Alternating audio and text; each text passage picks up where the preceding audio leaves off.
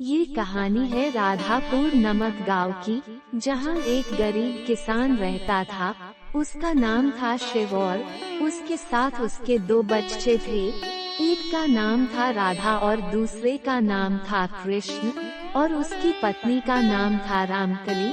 शिव बहुत ही गरीब था, उसके पास अपनी कोई जमीन नहीं थी। वह दूसरों की जमीन पर खेती किसानी करके अपना घर चलाता था।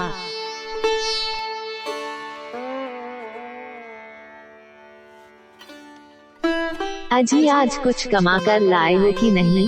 घर में आज कुछ भी नहीं था, थोड़ा सा चावल था तो मैंने खिचड़ी बना दी है। बहुत दिनों से काम ढूंढ रहा हूँ रामकली, पर गांव वालों का कहना है कि हमारे पास कोई काम नहीं है। हमारे पास वाले गांव में भी जाकर बात किया, पर वहाँ भी काम नहीं मिला। आप चिंता मत करो जी, भगवान पर भरोसा रखो, भगवान हमारी मदद जरूर करेंगे। चलो आप खाना खा लो। पापा चलो ना, हम भी कहीं घूमने जाते हैं। गांव के सारे बच्चे गर्मी की छुट्टी में घूमने जाते हैं। चलो ना पापा, हम भी चलते हैं। चलेंगे बिटिया, चलो अभी हम खाना खा लेते हैं। चलो भाग्यवान। शिव और उसकी बेटी खाना खा रहे थे, तभी वहाँ से एक बुजुर्ग साधु बाबा निकलते हुए कहते हैं, अलख निरंजन, घर में कोई है क्या बेटा? कुछ खाने को ले आओ, बहुत भूख लगी है। जय जय शिव शंभू। अरे बाबा जी, जय जय शिव शंभू। बाबा जी घर में खाने को तो कुछ भी नहीं है, थोड़ा सा चावल था, वो तो हमने खा लिया। रुकिए बाबा जी, अभी मेरे हिस्से का खाना रखा है, अभी मैंने नहीं खाया है, अभी लाती हूँ आपके लिए खाना। रामकली, अपने हिस्से का खाना बाबा जी को दे दोगी तो तुम क्या खाओगी?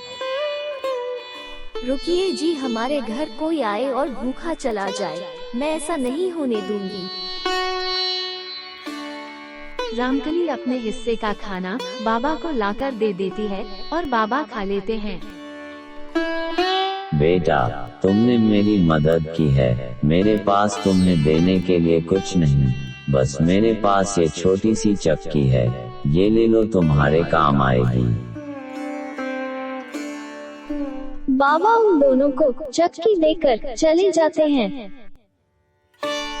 ऐजी सुनते हो, पता नहीं हमारे नसीब में कब अच्छे अच्छे पकवान होंगे।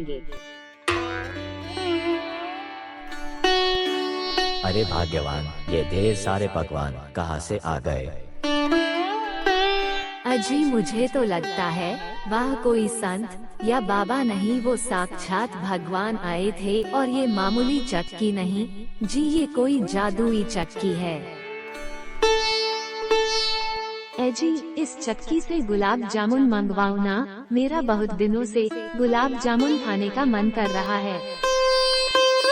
हाँ रामकली, अभी मंगा देता हूँ तुम्हारे लिए गुलाब जामुन। चक्की चक्की, मुझे गुलाब जामुन दे दो।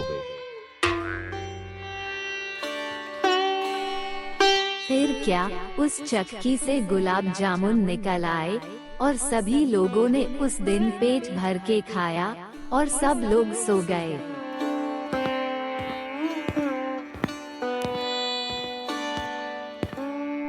सुबह होते ही शिव उस चक्की से कुछ पैसे मांगता है। रामकली, एक काम करो, बच्चों को तैयार करो और तुम भी तैयार हो, आज हम सब लोग कहीं घूमने चलते हैं।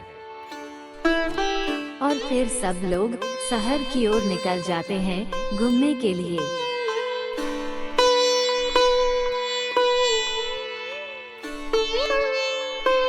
पापा वो देखो गुड़िया की दुकान, मुझे गुड़िया दिला दो ना, आपने पहले भी बोला था पर नहीं दिलाया था।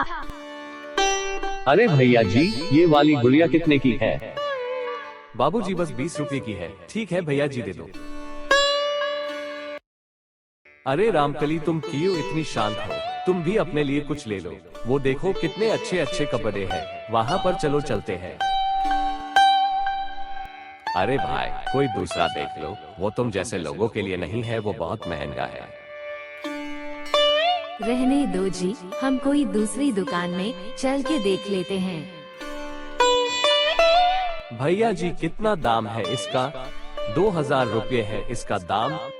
ठीक है भैया जी, ये वाला शूट पैक कर दो हमारे लिए। शिव और उसके परिवार वालों ने खूब मजे किया, ढेर सारा सामान खरीदा उन लोगों ने और अपने गांव आ गए।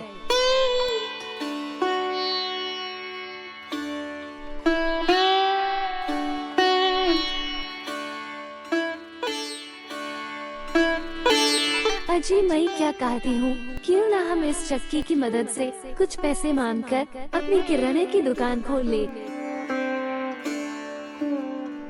फिर क्या, शिव ने चक्की की मदद से किराना की दुकान खोल ली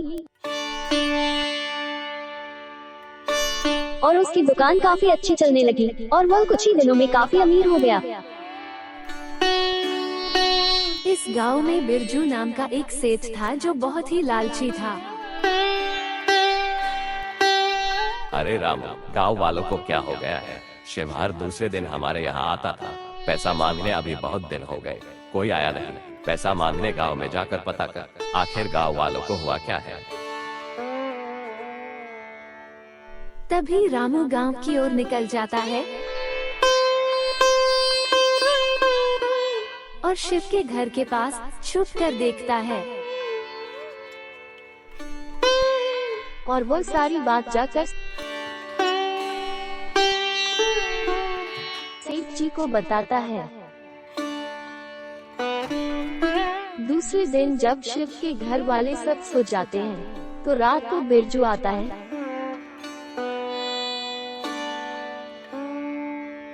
और उस चक्की को चुरा कर ले जाता है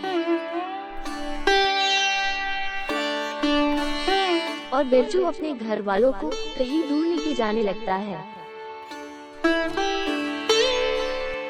कुछ दूर जाते ही बिरजू की तबीयत खराब हो जाती है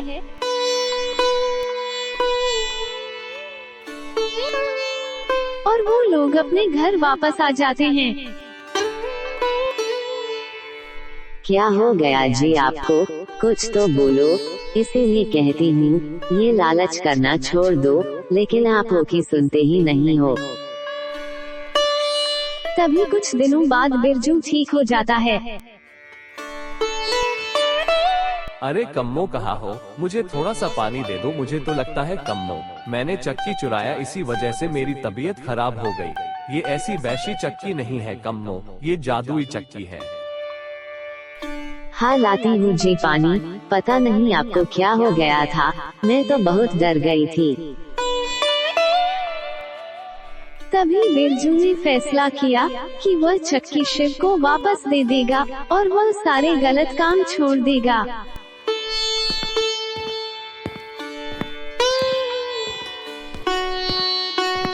अरे शिव भाई कहाँ हो? ये लो अपनी चक्की ले लो।